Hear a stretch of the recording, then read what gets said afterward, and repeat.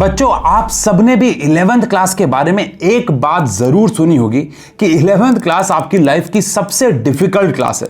But क्या कभी आपने सोचा है कि 11th क्लास में ऐसा क्या चेंज हो जाता है? क्या सिलेबस इतना टफ हो जाता है कि कुछ समझ में नहीं आता, या फिर क्वेश्चन इतने ज्यादा मुश्किल हो जाते हैं कि उन्हें सॉल्व करना पॉसिबल ही नहीं होता? सच कहूं तो इनमें से कोई भी प्रॉब्लम नहीं है। प्रॉब्लम पता है क्या है? कि क्लास 11th आपको एकदम से तुरंत यानी सडनली कोई सिग्नल देती ही नहीं है कि मैं टफ क्लास हूं। शुरुआत में आपको लगता है कि सब कुछ ठीक चल रहा है, सिलेबस भी टाइम पे हो रहा है, पहले 2 चैप्टर भी मेरे पूरे हो गए, एग्जाम्पल भी बना पा रहा हूं, होमवर्क भी टाइम पे कर रहा हूं। शुरुआत में सब कुछ नॉर्मल लगता है, फिर धीरे धीरे एक गैप क्रिएट होना शुरू हो जाता है। आपको कंसेप्ट तो समझ में आ रहे होते हैं लेकिन क्वेश्चंस नहीं लग रहे होते, या फिर क्वेश्चन तो लग जाते हैं लेकिन आसान वाले और डिफिकल्ट क्वेश्चन को करने का कॉन्फिडेंस ही नहीं आता। और फिर एक स्टेज आता है जहां पे आप एफर्ट तो बहुत मार रहे होते हैं लेकिन रिजल्ट नहीं मिलता। और सबसे बड़ी प्रॉब्लम या कंफ्यूजन ये है कि आपको समझ ही नहीं आता कि ये सब होना स्टार्ट कब हुआ और कहां से हुआ। लेकिन आपको टेंशन लेने की जरूरत नहीं है, बिकॉज आप 11th क्लास की स्टार्टिंग में ये वीडियो देख रहे हो जहां पे मैं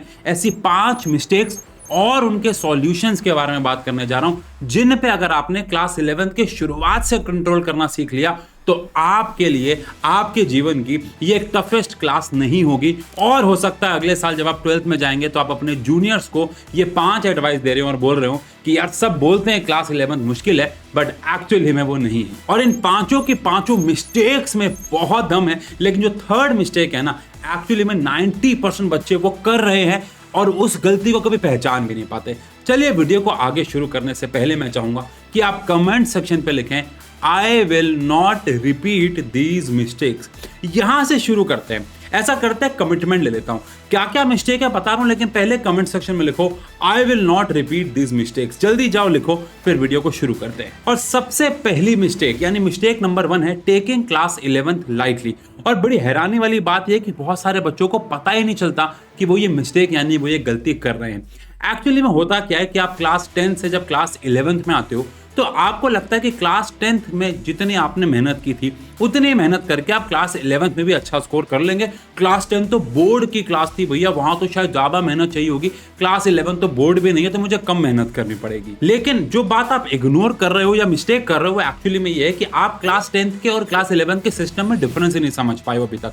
क्लास 10th का सिस्टम बहुत ही अच्छा था, मतलब एक स्ट्रक्चर्ड वे में क्वेश्चन पूछे जा रहे थे, एक स्ट्रक्चर वे में ही आपको आंसर करना होता था। यानी सबको पता होता था कि यार लाइट चैप्टर से, ह्यूमन आई चैप्टर से क्या क्या सवाल ज्यादातर एग्जाम में बने और उनके आंसर भी क्या ही होने वाले हैं, न्यूमेरिकल कौन से फॉर्मूले पे आएगा और उसे किस तरीके से करना है। लेकिन क्लास 11th में सबसे बड़ा चेंज यही है, और एक्चुअली मिस्टेक भी ये है कि आप इसको 10th की तरह पढ़ रहे हो। यहाँ पे आपसे सीधे सवाल पूछे ही नहीं जाएंगे, यहाँ पे एक्चुअली आपसे क्वेश्चन ही नहीं पूछे जाएंगे, यहाँ आपसे कंसेप्ट पूछे जाएंगे।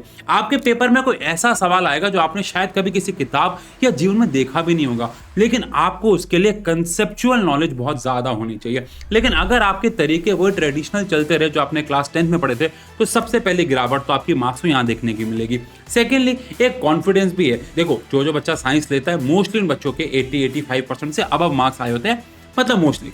तो उनको एक घमंड तो नहीं कहूंगा, लेकिन उनको ये सेल्फ कॉन्फिडेंस ऐसा रहता है जो ओवर कॉन्फिडेंस बदल जाता है कि यार मैंने 10th में भी इतने अच्छे स्कोर कर लिए ना, तो मैं 11th में भी कर लूंगा। 11th क्लास में 80% स्कोर करने के लिए आपको 5 गुना ज्यादा मेहनत करनी पड़ती है as compare to 10th class में आपने जितनी मेहनत आपने 80% स्कोर करने के लिए की थी। अब अप्रोच अगर गलत होती है, आप सिर्फ फॉर्मूले याद करके, लेट्स से फिजिक्स की बात कर ले, सिर्फ फॉर्मूले याद करके आगे बढ़ जाओगे तो क्वेश्चन नहीं बनेंगे, फिजिक्स मुश्किल लगने लग जाएगी और फिर 11th क्लास एक टफ क्लास बन जाएगी। अब बात करते हैं मिस्टेक नंबर 2 यानी कि लेट स्टार्ट की।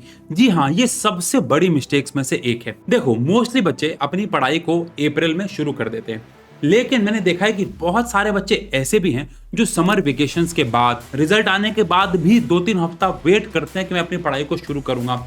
अगर आप गवर्नमेंट स्कूल में पढ़ते हैं तो समर वेकेशन के बाद स्कूल शुरू होते हैं, तब तक आप अपने खुद के लेवल पढ़ाई नहीं करते हो। अब इसमें प्रॉब्लम क्या आती है? एक एवरेज बच्चा अगर अप्रैल में पढ़ना शुरू कर चुका है तो उसके पास अप्रैल, मई, जून जैसे 3 महीने होते हैं, और अगर उस 3 महीने में उसने फिजिक्स के, केमिस्ट्री के 3 चैप्टर भी, जो कि सबसे पहले फाउंडेशन वाले चैप्टर्स हैं, उनको पक्का कर लिया तो आगे की जर्नी बहुत आसान हो जाती है। अब जो बच्चा लेट स्टार्ट करता है उसको नुकसान क्या होता है?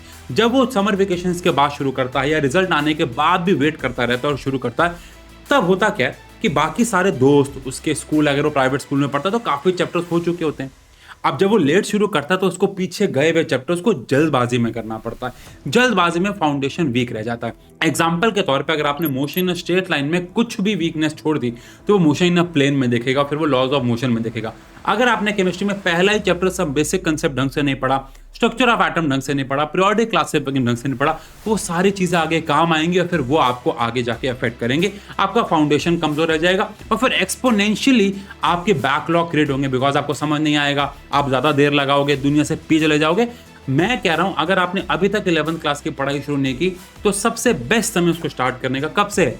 आज से ही है। और अगर आप इस वीडियो को यहां तक देख रहे हो और आपको आज से ही 11th क्लास शुरू करनी है तो ये बहुत अच्छा टाइम है, क्योंकि हमने अपने 11th क्लास का जो बैच है उसको अभी जस्ट 1-2 दिन हुआ है कि शुरू किया है। हमारे टॉपर बैच के अंदर हम लोग physics, chemistry, bio, maths, English और कॉमर्स और आर्ट्स के सारे सब्जेक्ट्स 1000-1200 रुपए, 1500 रुपए से कम में पूरे साल लाइव पढ़ाएंगे। हमारा टॉपर बैच जिसका एक्चुअल प्राइस तो 1500 से कम है, लेकिन अगर आप इस वीडियो के थ्रू जाते हैं तो आपको एक एक्स्ट्रा डिस्काउंट भी मिलेगा। कूपन कोड है SNF10।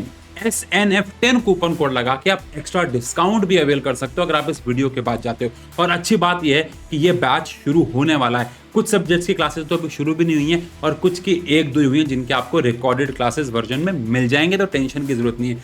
हर चीज सिस्टमैटिक तरीके से नए सिलेबस को, नए क्वेश्चन पैटर्न को ध्यान में रखते हुए कॉम्पिटेंसी बेस के साथ। और हाँ, इस क्लास के अंदर ऑल्दो है तो ये बोर्ड यानी CBSE यानी कि NCERT बेस्ड क्लास, लेकिन फिर भी हम एंट्रेंस लेवल के क्वेश्चन कराते हैं, बिकॉज कई बच्चों के स्कूल में पेपर मुश्किल आता है, तो मुश्किल आसान से लेकर मुश्किल हर लेवल को यहाँ पे कवर करते हैं।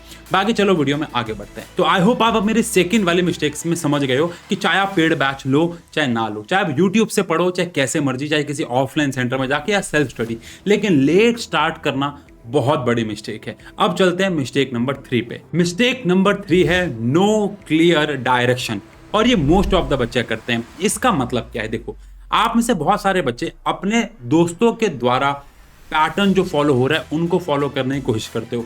कोई YouTube पे वीडियो देख ली और आपको लगा कि मैं भी इस पैटर्न को फॉलो करूंगा, आपका दोस्त किसी पैटर्न को फॉलो कर रहा है, आप भी उसकी तरह काम करने लग जाते हो। रोज आपको स्कूल से कोई होमवर्क मिल रहा है, आप बिना सोचे समझे बस उसे टेपना या करना शुरू कर देते हो। आज मैथ्स पढ़ रहे हो तो कल फिजिक्स पढ़ रहे हो, हफ्ते भर फिजिक्स पढ़ते जा रहे हो, हफ्ते भर मैथ्स पढ़ते जा रहे हो। कोई फिक्स डायरेक्शन या कोई फिक्स्ड गोल्स ही नहीं है। और सच बताऊं, बिना किसी गोल, बिना किसी डायरेक्शन के किया गया काम सिर्फ मूवमेंट होती है, प्रोग्रेस नहीं। तो अगर आपको अपने दिन को मैक्सिमम प्रोडक्टिव डे बनाना है तो उसके लिए आपको सबसे पहले प्लान करना होगा। अब सबके लिए ये प्लान अलग अलग हो सकता है। आप इस तरीके से प्लान कर सकते हो कि मैं मंडे, वेडनेसडे, फ्राइडे फिजिक्स के 2 टॉपिक्स पढ़ के उसके 40 क्वेश्चन जरूर करूंगा।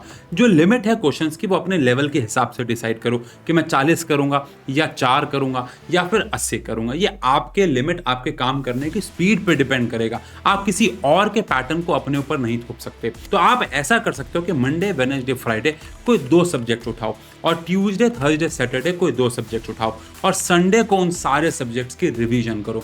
इंग्लिश को आप थोड़ा बाद में शुरू कर सकते हो, कोई प्रॉब्लम नहीं है, लेकिन फिजिक्स, केमिस्ट्री, मैथ्स जैसे सब्जेक्ट्स, बायो जैसे सब्जेक्ट्स आपको रोज पढ़ने ही होंगे। ऐसे अगर आप कॉमर्स के हो या ह्यूमैनिटीज यानी आर्ट्स के हो तो आपको ऑल्टरनेटिव डेज पे सबसे इंपॉर्टेंट सब्जेक्ट्स को लेना होगा। अब बात करते हैं मिस्टेक नंबर 4 की, यानी कि इनकंसिस्टेंसी एंड बैकलॉग। देखो, कंसिस्टेंटली पढ़ने का मतलब ये बिल्कुल भी नहीं होता है कि आप रोज 4-4, 5-5, 10-10 घंटे पढ़ो।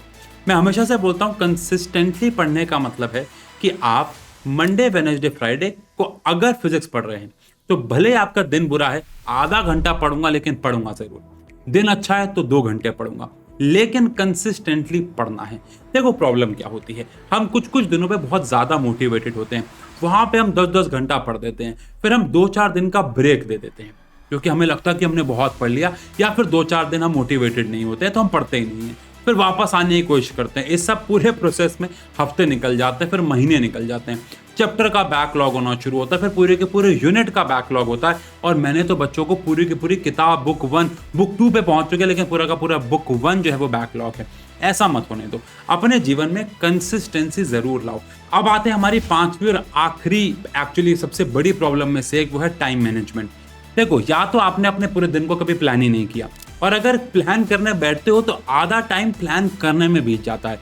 मैं अपनी एक बहुत अच्छी आदत बताता हूँ। वैसे मेरे में बुरी आदतें भी काफ़ी हैं, लेकिन अपने बारे में एक अच्छी बात बताता हूँ जो कि मैंने अपने बड़ों से सीखी है, जिन्होंने अपने जीवन में कुछ ना कुछ किया है।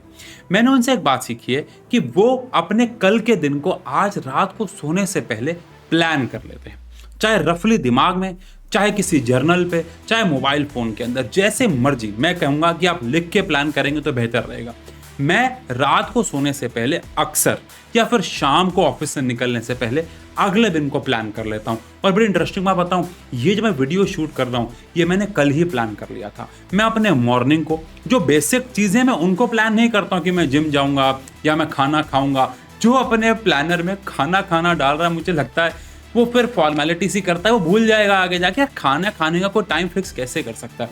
और प्लानर का मतलब ही फिक्स टाइम नहीं होता। देखो, आपको टाइम मैनेज करना सीखना होगा, और वो टाइम मैनेजमेंट की ताकत आपको पता है जर्नल से ही आएगी। एक रफ रेंज ऑफ टाइम दो, सुबह दोपहर शाम रात, ना कि आप उसको एक फिक्स्ड आवर्स दो, क्योंकि फिक्स्ड आवर पे काम नहीं होता है, फिर मोराल गिरता है। टाइम मैनेजमेंट की ताकत को आपको समझना होगा। सबके पास दिन में 24 घंटे होते हैं, पर ऐसा कैसे पॉसिबल है कि कोई उस 24 घंटे में ज्यादा काम कर पा रहा है और कोई कम? ऑल तो दोनों 6-8 घंटे सो रहे हैं, दोनों दिन में 3 बार खाना खा रहे हैं, दोनों नहा रहे हैं, लेकिन फिर भी कोई एक ज्यादा काम कर पा रहा है और कम। और जो कम काम कर पा रहा है वो कह रहे हैं कि मेरे पास टाइम कम पड़ गया। एक्चुअली आपकी टाइम मैनेजमेंट में इशू हो सकता है। अब आप सोच रहे होंगे कि मैंने 5 मिस्टेक्स तो आपको गिनवा दी, लेकिन इन सब का सॉल्यूशन कैसे आएगा? तो मैंने कुछ कुछ का सॉल्यूशन तो आपको साथ में दिया है, लेकिन फिर भी अगर आप हमारे science and fun motivation channel पे जाएंगे, नाम सर्च करेंगे, तो आपको हर एक टॉपिक के ऊपर कोई ना कोई वीडियो मिल जाएगी। जैसे कि टाइम को मैनेज कैसे करें और एक अच्छा टाइम टेबल कैसे बनाएं, आपको ये वीडियो हमारे चैनल पे मिल जाएगी। जैसे कंसिस्टेंट रहने की बात करें तो हम अपने ब्रेन को कैसे हैक कर सकते हैं ज्यादा मेहनत करने के लिए, आपको ये वाली वीडियो हमारे चैनल पे मिल जाएगी। और ऐसे ही 11th क्लास को लाइटली क्यों ना लें और कैसे इसकी स्टार्ट करें, आपको ये वाली वीडियो हमारे चैनल पे मिल जाएगी। बाकी हमारे सारे पेड बैचेस का लिंक जो कि 11th क्लास के लिए लाए हैं, जिसमें हम इन्हीं सारी चीजों का ध्यान रखते हुए आपको पढ़ाने वाले हैं, उनके लिंक नीचे हैं। SNF10 कूपन कोड लगाना मत भूलिएगा एक्स्ट्रा डिस्काउंट के लिए। बाकी मिलते हैं ऐसी और वीडियोस में, तब तक के लिए लव यू, बाय बाय।